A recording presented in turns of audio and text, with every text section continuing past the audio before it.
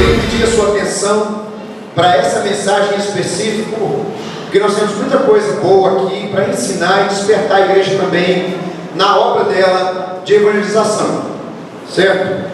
Marcos 6, verso 7 ao verso 13, acompanhe comigo, mesmo assentados, para nós lermos esse texto, depois meditarmos nele. Diz assim: chamou Jesus os 12 e passou a enviá-los de 2 a 2, dando-lhes autoridade sobre os espíritos imundos.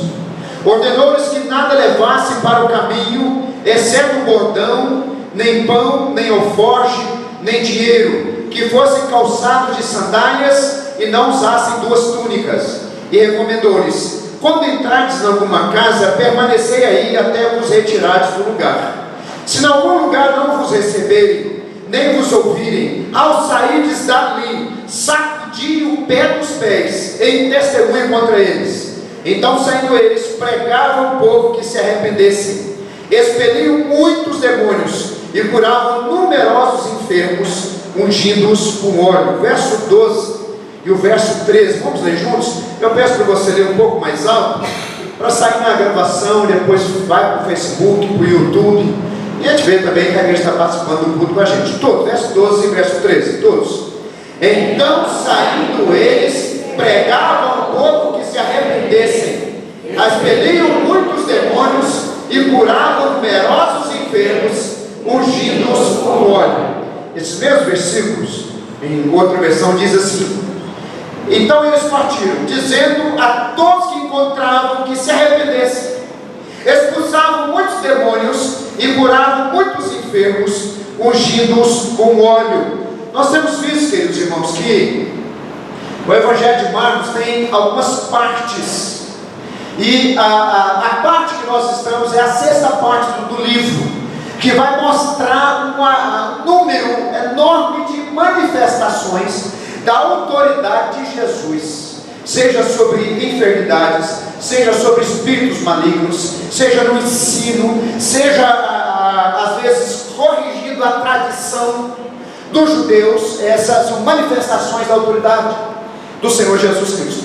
Nós vimos a autoridade do Senhor Jesus sobre a natureza, acalmando o mar, expelindo uma legião de demônios, ressuscitando mortos. E nós estamos aqui agora numa nova etapa, de uma nova revelação, de uma nova manifestação da autoridade do Senhor Jesus. Agora Ele está concedendo autoridade aos 12 apóstolos para a missão, para o trabalho missionário, para a evangelização, em específico do povo judeu.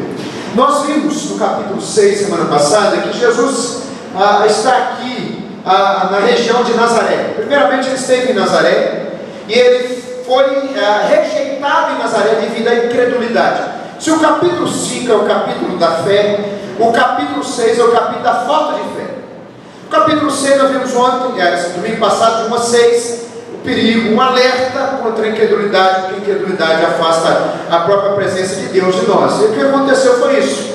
No final do versículo 6 fala assim: admirou-se da incredulidade deles, contudo percorria as aldeias circunvizinhas a ensinar. O Evangelho de Marcos fala que Jesus então deu seguimento. Já que vocês não me querem, eu vou embora.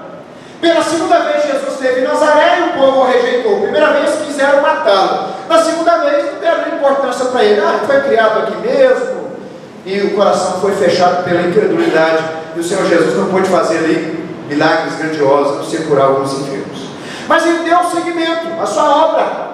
O Evangelho de Mateus fala que ele ensinava nas sinagogas, esse mesmo texto do Evangelho, no primeiro Evangelho, o Evangelho de Mateus. Ele pregava as boas novas do reino e curava as enfermidades.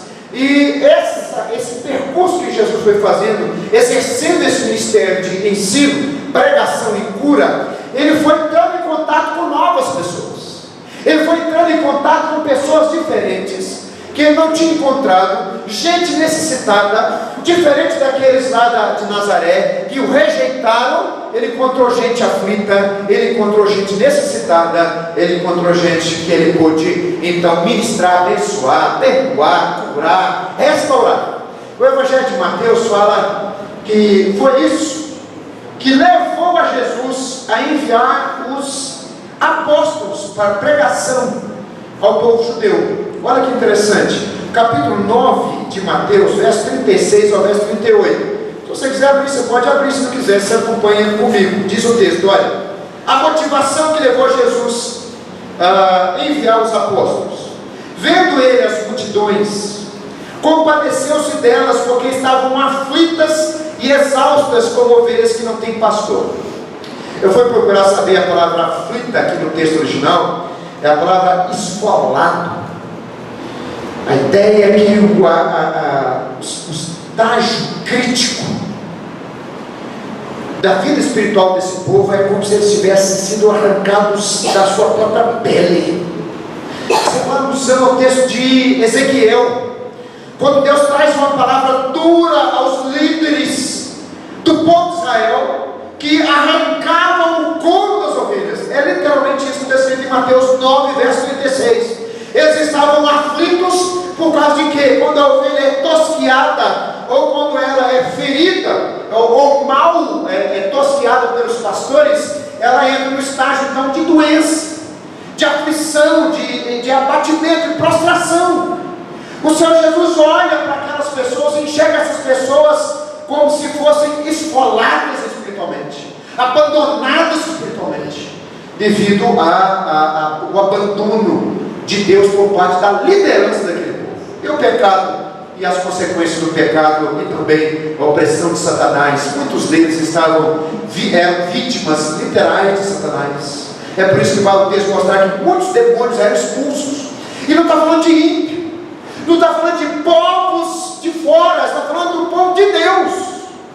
Povo de Deus, gente que professava a fé no Deus de Abraão, Isaac e Jacó, possesso de espíritos malignos. Porque aquele povo tinha religião, mas aquele povo não tinha poder, aquele povo não tinha comunhão com Deus. A religião naquele momento estava seca, só tinha se tornado um ritual. Olha o que acontece no versículo 37. Jesus enxerga essa realidade trágica. No versículo 37 ele diz o seguinte: então se dirigiu aos seus discípulos: a seara na verdade é grande, mas os trabalhadores são poucos. Rogai, pois, ao Senhor da seara que mande trabalhadores para a sua seara. Esse é o texto paralelo de Marcos capítulo 6. Então ele chama aos 12, está aí no versículo 7 de Marcos capítulo 6. Ele chama aos 12 e envia os 12 apóstolos numa primeira missão prática. Lá em Jovens com Missão, que nós trabalhamos durante 2 anos de uma organização missionária com base brasileira aqui, a base central era em Contagem, mas tem bases espalhadas no Brasil inteiro. Nós tínhamos exatamente isso, um tempo teórico de tratar o nosso entendimento da obra missionária, tratar o nosso caráter. Nós éramos acompanhados por líderes. Toda a semana tinha uma cadeirinha onde ele chegava e prestava conta da sua vida para o seu líder, e aquela cadeirinha era uma bênção para nós. Nós tínhamos nossa meditação diária na Bíblia, tinha as atividades semanais, as ministrações semanais. No final de 3 meses nós íamos para um período prático, às vezes em lugares próximos, às vezes desafios mais longes, mais longínquos, lugares mais longe do Brasil, ou até mesmo fora do Brasil, desafios práticos. A equipe ia então, passava pelo menos 2 meses, era o tempo mais curto de um prático missionário dessa organização que nós trabalhamos por 2 anos, minha esposa e eu. Então a ideia é exatamente essa. Os discípulos já tinham aqui mais de 1 ano que eles estavam caminhando com Jesus, vendo Jesus fazendo todos aqueles milagres, os ensinos de Jesus, o trabalho do discipulado com o Senhor, e eles sentados no banco. Fica sentado 1 ano sentados no banco, 1 ano acompanhando Jesus, andando com Jesus, dormindo na mesma casa, comendo a mesma comida, andando na mesma estrada, compartilhando as mesmas vitórias, enfrentando as mesmas controvérsias. 1 ano. Agora, Jesus, vocês vão ter um primeiro envio, vocês vão ter um primeiro prático. Só que vocês não vão sair para outras nações, nem para os samaritanos. Vocês vão de preferência ao povo de Israel, as ovelhas perdidas da casa de Israel. Capítulo 10 de Mateus. Aí vai os apóstolos pregando. Nós vamos ver ali. Antes de eles saírem, Jesus dá as instruções. Mas eu queria abrir com vocês um parêntese e mostrar para vocês um negócio interessante que eu descobri no Evangelho de Marcos. Só você acompanhar comigo, abre comigo capítulo 3, põe alguma coisa para marcar aí no texto, abre comigo capítulo 3, versículo 6. Eu descobri que no Evangelho de Marcos, isso por mim mesmo, não sei se foi intencional ou se foi uma forma que eu estou vendo o Evangelho de Marcos, tem uma espécie de um ciclo. Eu queria que vocês prestassem atenção, não um círculo, mas um ciclo. O ciclo é: Jesus prega, ele é rejeitado, Jesus escolhe os 12, envia os 12, e multidões são abençoadas devido a isso. Acompanhe comigo como eu vou mostrar para vocês esse ciclo. Jesus está pregando, ele é rejeitado, por isso ele chama os 12, delega a missão aos 12, e através disso, devido a ter sido rejeitado, muitas pessoas são abençoadas. Olha que interessante, capítulo 3, verso 6. Jesus está numa sinagoga, depois de pregar, ele foi rejeitado pelos líderes da sinagoga, e um partido judeu chamado fariseus toma a atitude então de matar a Jesus. Capítulo 3, verso 6. Retirando-se os fariseus, conspiravam logo com os herodianos contra ele, em como lhe tirariam a vida. Ou seja, rejeição. Jesus pregando, Jesus ministrando, Jesus fazendo milagres, mas o povo decidiu matá-lo. Diz o texto depois de Mateus que por causa de inveja. Certo? Verso 7, Jesus se retira. Verso 7 está aí, ó. Retirou-se Jesus com seus discípulos para os lados do mar. Vocês não me querem, eu me retiro. Vocês não me querem, eu vou embora. Aí o que acontece? Devido à rejeição, outras pessoas o acolhem. Olha o capítulo 3, verso 8. De Jerusalém, de Idumeia, da além do Jordão e dos arredores de Tiro e de Sidom, uma grande multidão, sabendo quantas coisas Jesus fazia, veio ter com ele. Verso 10. Pois curava muitos, de modo que todos que padeciam de qualquer enfermidade se arrojavam ou pulavam a ele para o tocar. Veja, presta atenção. Jesus prega, ele é rejeitado, uma multidão é atendida devido à rejeição de Jesus. Eu quero que vocês entendam esse ciclo, porque isso aqui é o embrião, é a semente da grande comissão. A grande comissão só chegou à igreja devido à rejeição dos judeus. Os judeus rejeitaram a Jesus como seu Messias. Para eles, o rei deles nunca morreria numa cruz. Mas Jesus não veio reinar politicamente, ele veio reinar espiritualmente. E para isso o pecado tinha que ser pago. Mas os judeus não aceitaram esse rei. Um rei que morre na cruz não é um rei judeu, porque o rei judeu é o rei de glória. Mas no Evangelho de Marcos vai trabalhar exatamente isso. Antes da glória vem primeiro a cruz. E por causa da rejeição de Jesus, o Evangelho foi pregado para todas as nações. Vocês estão percebendo que isso aqui é o embrião da grande comissão. A ideia que Marcos passa para nós, que essa rejeição que os judeus fazem contra Jesus, era algo que já estava na cabeça de Jesus desde o início. Ele sabia que ele seria rejeitado, e parece que ele vai encenando isso. Ele é rejeitado na sinagoga, vai para a multidão recebe. Ele é depois rejeitado de novo. Agora lá comigo capítulo 6. Olha que interessante. E lá no capítulo 6, ele está em Nazaré. Capítulo 6, verso 6. Ele está em Nazaré, admirou-se da incredulidade deles, contudo percorria as aldeias circunvizinhas a ensinar. Ele foi rejeitado em Nazaré, continua pregando, continua fazendo. Agora, vai comigo no finalzinho do capítulo 6, no versículo 56. Versículo 55, desculpa. E percorrendo toda aquela região, trazia leite os enfermos, para onde eu vi que ele estava. Onde quer que ele entrasse nas aldeias, cidades ou campos, punha os enfermos nas praças, rogando-lhe que os deixasse tocar, ao menos na hora da sua vez. E quantos a tocavam saíam curados. Isso aqui é o embrião do que aconteceria para que o Evangelho chegasse até nós. Queridos irmãos, nós só estamos aqui celebrando a Deus, sabe por quê? Porque dentro da sabedoria infinita de Deus, ao rejeitar o Senhor, aos judeus rejeitar o Senhor, o Evangelho foi pregado em todas as nações, e chegou ao Brasil, e chegou ao Espírito Santo, e chegou a Minas, e chegou a Lajinha, e chegou a Ibatiba, e chegou a mim, e chegou a você. Isso estava na mente de Jesus desde o início. Jesus nunca foi pego de surpresa.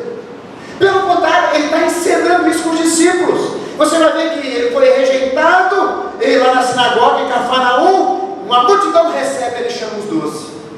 Agora ele foi rejeitado em Nazaré, ele chama os 12, envia os 12. No finalzinho ele foi acolhido por uma multidão. Tudo está ligado, devido à rejeição de Jesus por parte dos judeus e a pregação pelos apóstolos. Uma multidão de vidas tem sido alcançadas até os confins da terra. Nesse momento tem pessoas recebendo a Jesus. Aqui eu creio nisso. Ou estão sendo edificados na fé, ou estão entendendo agora espiritualmente quem é Jesus. Mas até os confins da terra, em todos os lugares que o Evangelho está sendo pregado, vidas e mais vidas têm sido alcançadas por causa dessa pregação do Evangelho, que começou com os apóstolos do Senhor, e que vieram, veio e está alcançando até os confins da terra.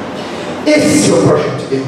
É por isso que o apóstolo Paulo, depois de falar que os judeus rejeitaram Jesus, ele termina com a explosão de adoração.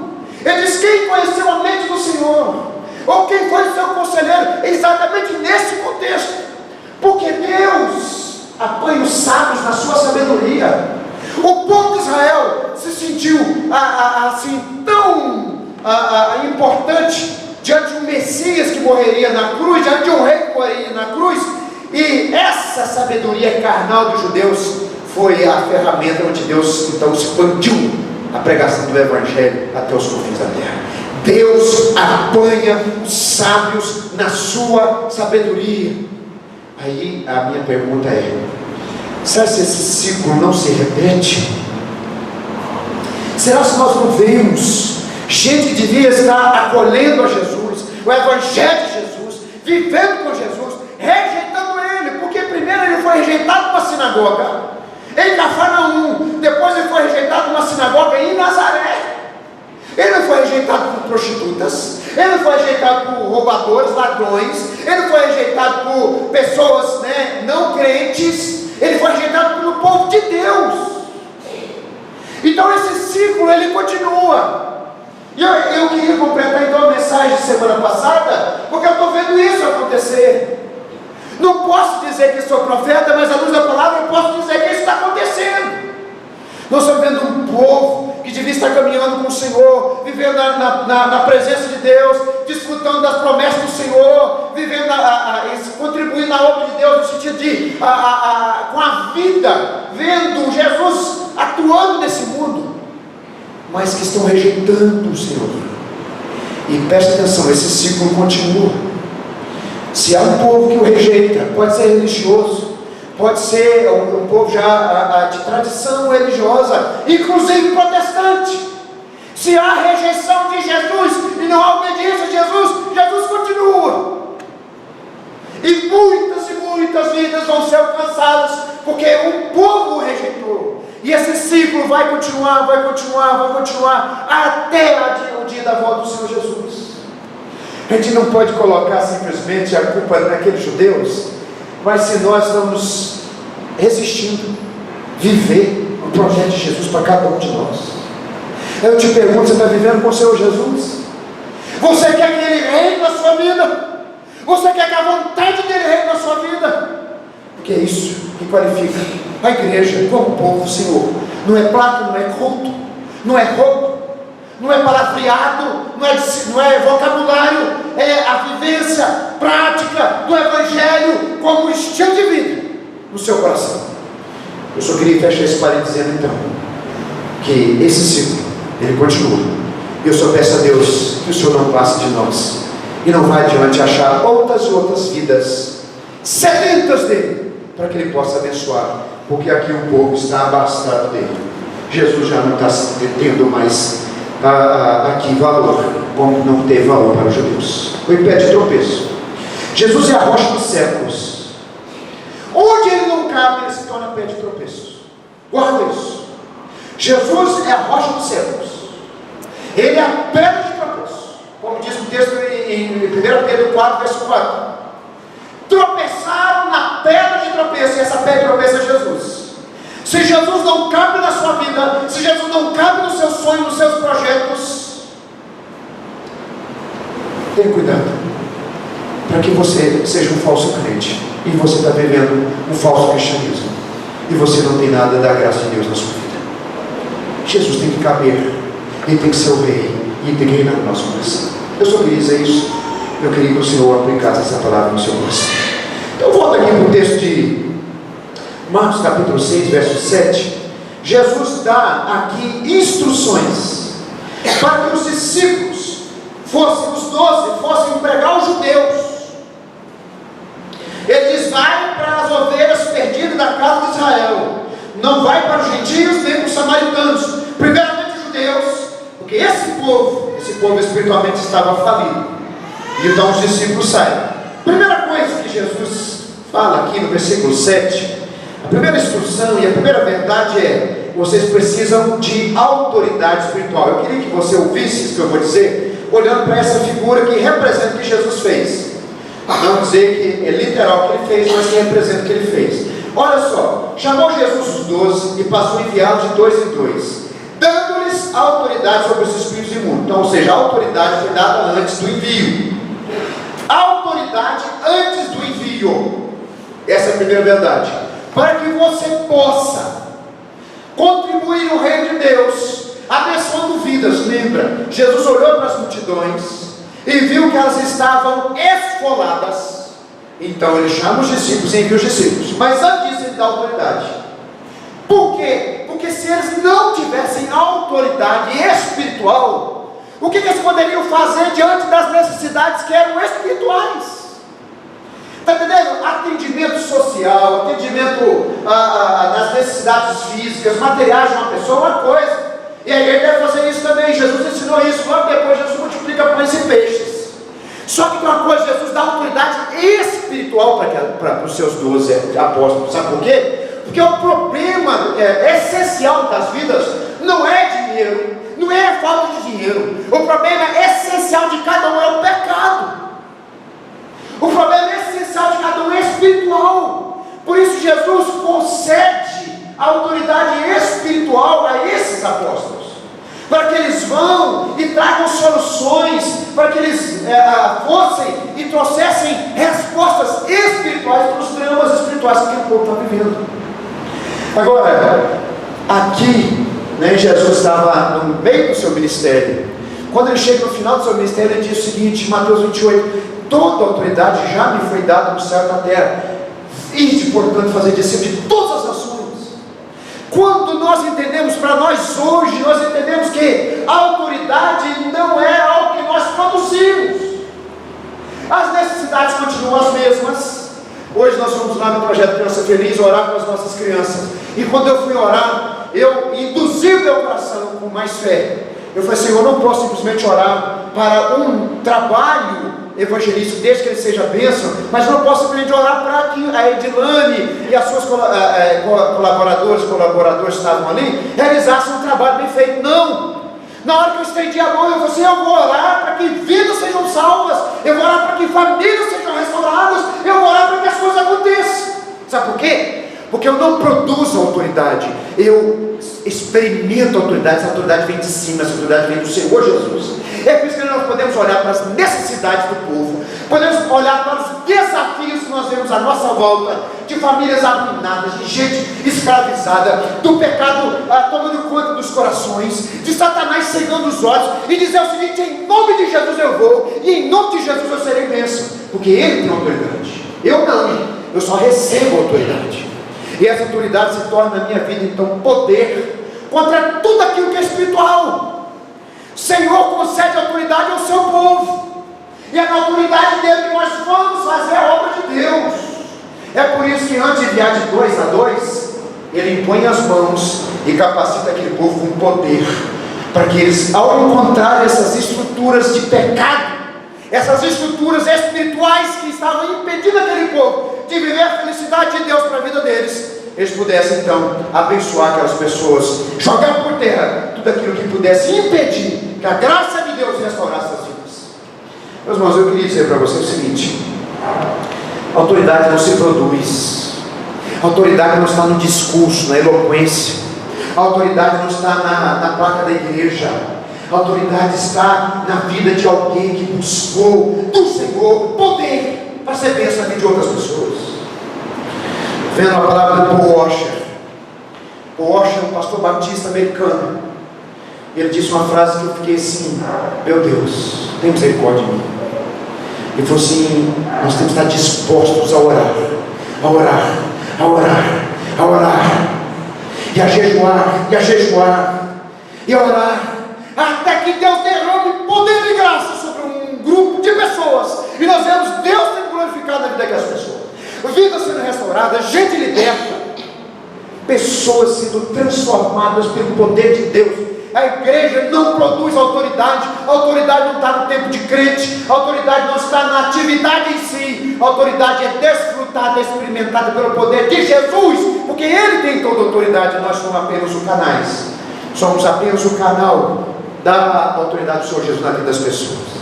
Essa é a primeira coisa que Jesus fez. A primeira verdade é que a obra de Deus é feita na autoridade de Jesus. Ele deu autoridade aos discípulos. Hoje Ele já tem toda a autoridade nos céus e na terra. Vão na minha autoridade, vão na minha confiança. Eu estou com vocês para fazer a obra, para poder alcançar vidas, para tocar corações, para jogar por terra tudo o que Satanás tem feito contra os corações e contra as almas das pessoas.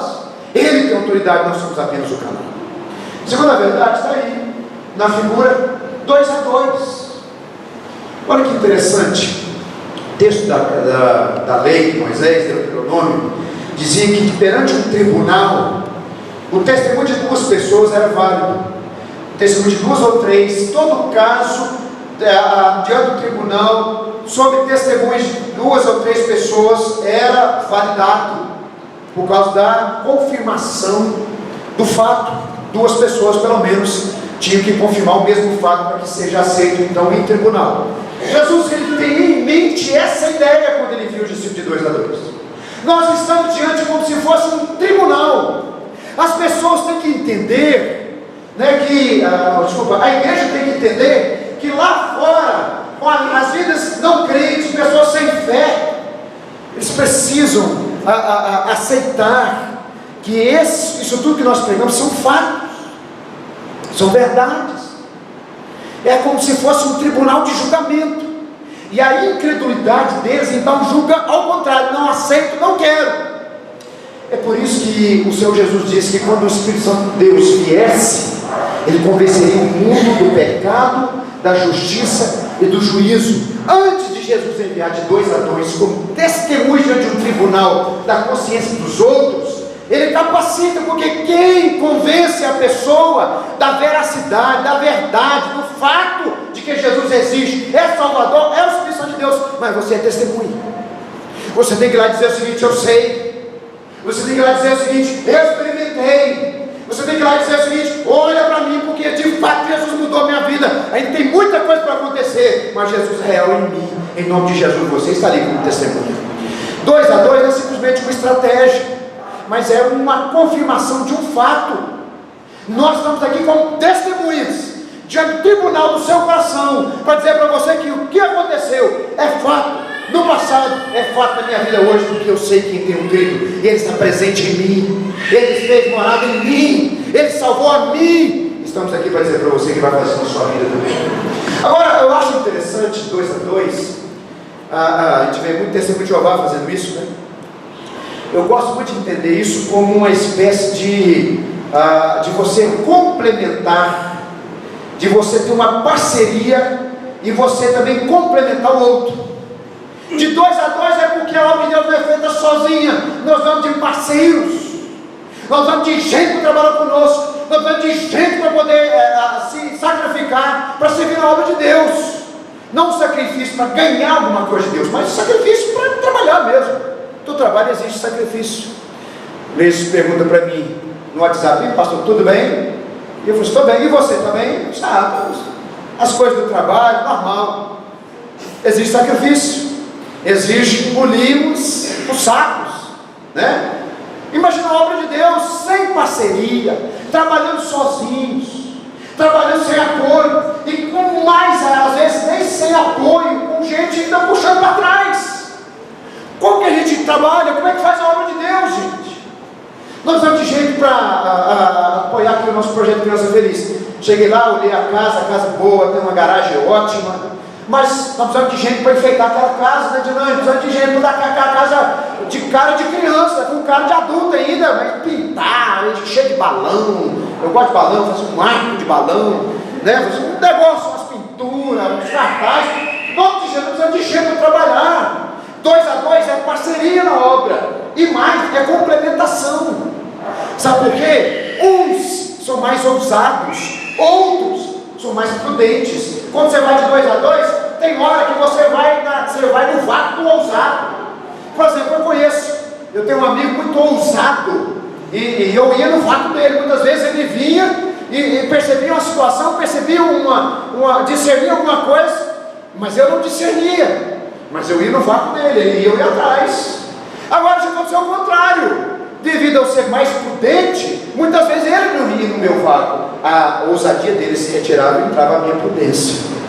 Às vezes você vai num lugar e a pessoa tem muita fé. E ele tem aquela fé para orar, ele tem aquela fé para repreender, ele tem aquela fé para chamar a pessoa, desafiar a pessoa. Mas ele não tem sabedoria. Ele não sabe, às vezes, comunicar. Às vezes aquela fé que é tão sincera, mas sem sabedoria, o outro não entende, acha que é uma afronta, acha que é a pessoa está desqualificando ela. Aí vem você com sabedoria e você completa aquele que tem fé. Então 2 a 2 é trabalho do Rei de Deus, porque 2 a 2 confirma que o que você está pregando é fato e é verdade na sua vida, não apenas no papel, mas na sua existência, na sua vida. Você experimentou o Jesus que você prega, mas também você está ali para complementar um outro. Como que é bom a gente trabalhar com parceria, porque um complementa o outro. Tem vezes que você está desanimado, o outro está animadão, e você fala assim: meu Deus, porque ele tem tanto gás. É aquele gás passa para você, você também caindo, e você anima de novo. Em nome de Jesus, vamos embora. Vamos para a próxima casa, vamos para a próxima pessoa, vamos para a próxima criança, vamos para o próximo adolescente. Às vezes tem gente muito romântico, você é mais pé no chão, um equilibra o outro. 2 a 2, parceria na obra de Deus. Nós precisamos de gente disposta a trabalhar para cuidar de pessoas, para abençoar vidas, para fazer a obra do Senhor. Seja você um daqueles que vai completar essa dupla abençoada, que vai fazer muitas obras no nome de Jesus, na vida de muitas pessoas, seja literalmente, ou seja, compondo outros ministérios, equipes de 2 a 2, individual, que seja, mas que se dispõe para trabalhar nessa obra. Primeira coisa, você não produz autoridade, você recebe autoridade. Segundo, você comprova o seu testemunho e trabalha em parceria. Terceiro, leve pouca bagagem. Olha o versículo 8: ordenou-lhes que nada levassem para o caminho, exceto o bordão, nem pão, nem alforje, nem dinheiro, que fossem calçados de sandálias e não usassem 2 túnicas. Eu, por exemplo, passei por essa fase. A gente gosta de olhar esse texto aqui, às vezes só pode ser uma parábola, não tem um mistério, não pode levar 2 túnicas, por quê? Aí vai procurando. Não, gente, eu estou falando assim, é uma viagem rápida, é um prático, vocês vão fazer uma experiência prática. Então não se preocupar em levar muita bagagem, não. Vamos onde é que vocês estão mesmo? Bora, com o bordão, com sandália no pé, uma roupa, bora. E vai, não precisa levar uma tralha com você, apenas vai. Sabe o que eu enxergo aqui? Eu enxergo aqui a experiência que Davi teve. Vocês lembram? Davi foi enfrentar Golias, e a mesma coisa nós enfrentamos os Golias. Eles estão aí fora o tempo todo, gente incrédula, pessoas que não conhecem o Evangelho, gente que é usada pelo inimigo, e nós estamos enfrentando situações dificílimas. E a gente às vezes acha que os muitos métodos vão fazer alguma coisa, e desde já Jesus vai falar assim: vai na forma simples que você está. A igreja procura melhores métodos. Quem disse foi M. Bonds. Deus procura melhores ruas. A igreja quer levar a armadura de Saul junto para atrapalhar Davi, acertar a testa do gigante. Mas nós entendemos que nós vamos batalhar, não é na armadura, não é na força humana, do braço humano, nós vamos na força do Senhor. É por isso que Jesus falou assim: quando leva pouca bagagem, vocês vão uma viagem rápida, vão de forma simples, vão você ficar preocupado e carregando muita coisa, preocupado com muitas coisas. Queridos irmãos, você vê como que é a obra missionária, como que é o trabalho, como que é o evangelismo, é vidas se apresentando diante de outras vidas. Nós não vamos com uma parafernália de coisas e dizer o seguinte: nós vamos fazer uma campanha missionária, nós vamos distribuir folhetos, depois vamos montar o palco, depois vamos colocar o cantor fulano de tal cantar, depois vamos chamar o pastor fulano de tal para pregar, depois nós fazemos apelo. Dá certo, com certeza, tudo é bênção, mas eu estou falando assim: apresenta a sua vida, que é muito mais do que métodos, é muito mais do que simplesmente aquilo que a igreja pode arranjar para impressionar. E Jesus falou assim: vai de forma simples e vai pregar, unicamente isso. Apresenta a sua vida cheia de mim, cheia da minha autoridade. Lembra, não é a sua vida simplesmente, mas a sua vida cheia de Deus. Por isso que antes ele impôs as mãos e encheu o povo de poder. Agora vai com a vida e apresenta a vida. Outra coisa que Jesus fala: pouco método, mas não ser uma estratégia. Olha aqui que diz o texto, versículo 10: não ser uma estratégia de alcance. Olha o verso 10: recomendou-lhes, quando entrares em alguma casa, permanecer aí até vos retirados do lugar.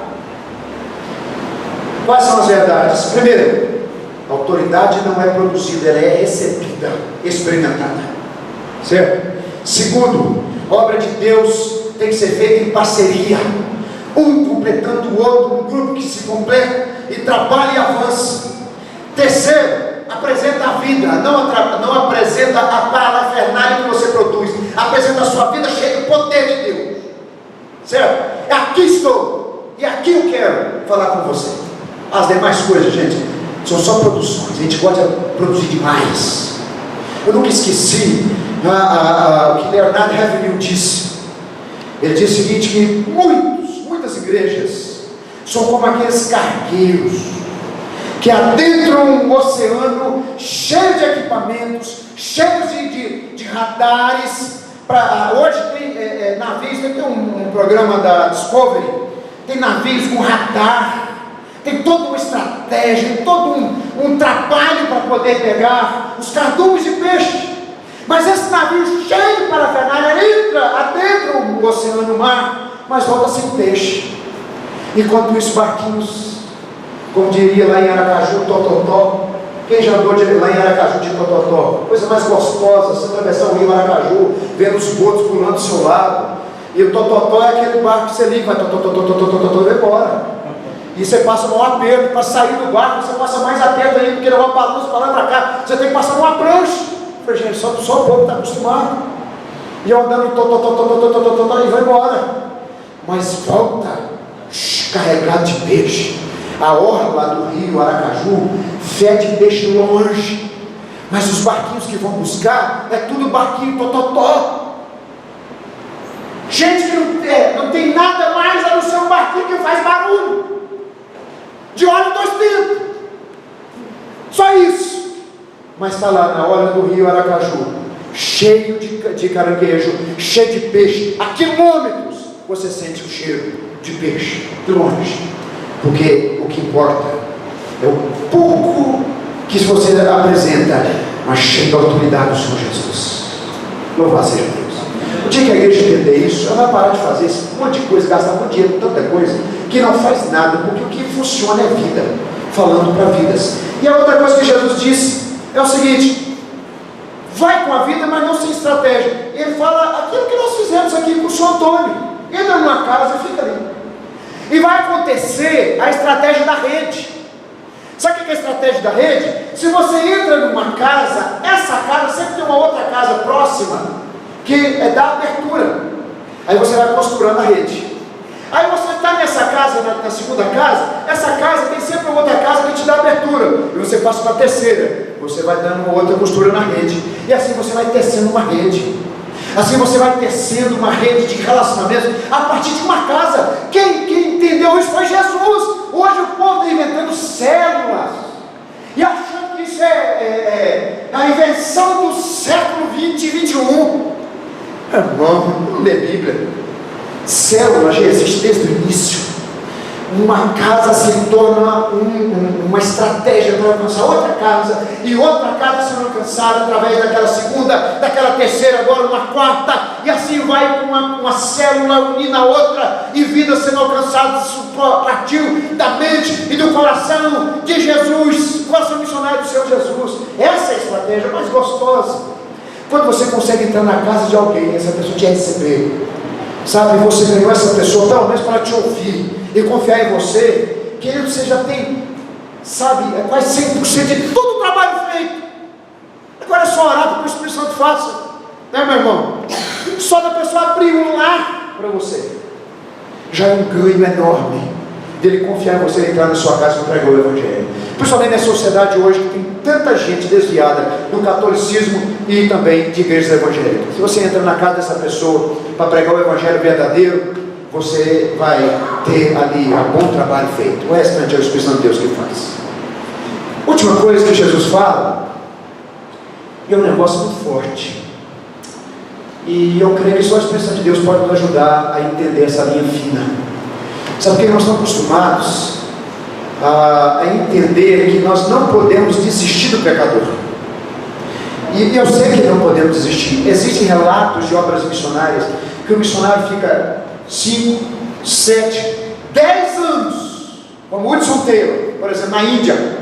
Primeiro convertido de Hudson Taylor é no seu 10º ano de ministério. Ele teve um primeiro convertido, na China, no interior da China. Hudson Taylor esperou 10 anos para batizar o primeiro convertido. Então olha só, eu sei que tem lugares que Deus vai levar você a perseverar, a lutar, a orar, a chorar, a semear de novo, a aguar, a adubar, e você não vê nada, mas Deus fala assim: continua. Assim na sua família, com o seu esposo, com o seu filho, com o seu sobrinho, com qualquer forma, continua. Só que Jesus fala assim: não a tal ponto de você jogar a graça de Deus no chiqueiro e essa graça tornar uma graça barata sem valor. Jesus fala um negócio tão forte. Ele fala sobre zelo de Deus. Eu queria terminar aqui. Olha o que ele fala sobre ter zelo de Deus. Ele fala assim no verso 11: se em algum lugar não vos receberem, nem vos ouvirem, ao saídes dali, sacudi o pó dos pés em testemunho contra eles. Esse ato cultural era o seguinte: os judeus mais piedosos, quando eles passavam em lugares de gentios, ou que tinha judeus que não eram tão piedosos como eles passavam.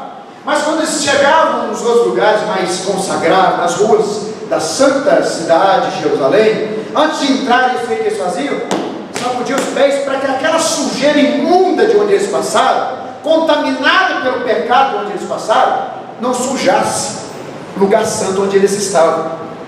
Jesus, ele pega exatamente essa ideia e fala o seguinte: vai ter lugar que eles não vão receber o Evangelho, vai ter lugar que eles não vão te ouvir, vai ter gente que não vai querer o Evangelho. E agora, como é que você discerne isso? E Jesus fala assim: tenha zelo a tal ponto de você não tornar a graça de Deus barata, de você jogar pérolas aos porcos, e você aí está barateando a graça de Deus, e que nem o Senhor Jesus insistiria com essa pessoa. Nós temos que entender, gente, que Jesus, ele entende a vida humana, e ele conhece o coração humano. É por isso que a igreja, quando está alinhada, ela entende quando é momento de investir, quando é momento de se retirar. Que coisa dura, gente. Imagina você ouvir de Deus assim: pode ir embora, porque já não tem mais propósito nesse lugar. E falar assim: sacode os pés, até para que a primeira desse lugar não pegue o seu sapato. Que coisa dura. Sabe por quê? Porque a graça de Deus também tem um limite. A graça de Deus não é barata. A graça de Deus não é a mixaria. A graça de Deus é cara, porque custou o sangue do Filho dele. Vai ter hora que a graça de Deus chega ao ponto final. E Deus fala assim: se retira. Porque esse povo já não quer mais nada comigo. Eu também não vou ter mais nenhum propósito com eles. Que verdade dura. Quem é suficiente para essas coisas? Quem é? Quem é suficiente para discernir quando a graça de Deus está disponível e quando ela não está mais? Somente alguém que está alinhado ao coração de Deus. Aí você vai ver no versículo seguinte, versículo 12, que eles foram pregando, certo?